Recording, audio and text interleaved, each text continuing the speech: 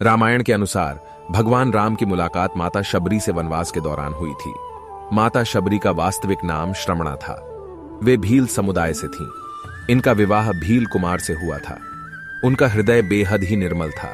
ऐसे में जब शबरी के विवाह पर पशुओं की बलि दी गई, जो कि उनके यहाँ की परंपरा थी, तो वे बेहद आहत हुई। उन्होंने विवाह से एक दिन पहले घर छोड़ दी। वे घर छोड़ दंडकारण्य वन में आकर रहने लगी। इस वन में मातंग ऋषि तपस्या करना चाहते थे। वे उनकी सेवा करना चाहती थीं, लेकिन भील जाति की होने के कारण उन्हें लगता था कि उन्हें यह अवसर नहीं मिल पाएगा। ऐसे में सुबह जल्दी उठकर शबरी ऋषियों के उठने से पहले ही वो आश्रम और नदी तक जाने वाला मार्ग साफ कर देती थी। वे रास्ते से कांटों को चुन लेती थी और बालू बिछा देती थी। इस बात का पता किसी को न चले, इसलिए वो यह सब चुपचाप करती थी। लेकिन एक दिन एक ऋषि ने उन्हें ऐसा करते देख लिया। वे उनकी सेवा से बेहद प्रसन्न हुए।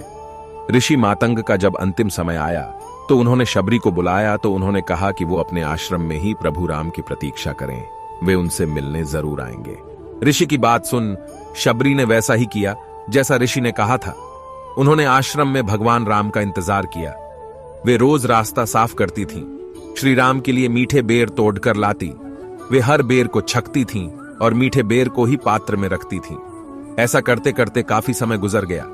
फिर एक दिन शबरी को झांत हुआ कि दो सुंदर युवक उसे ढूंढ रहे हैं। उन्हें समझ आ गया कि वे और कोई नहीं बल्कि श्री राम हैं।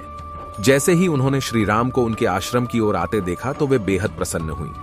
माता शबरी ने भगवान राम के चरणों को धोया और उन्हें बैठने के लिए आसन दिया।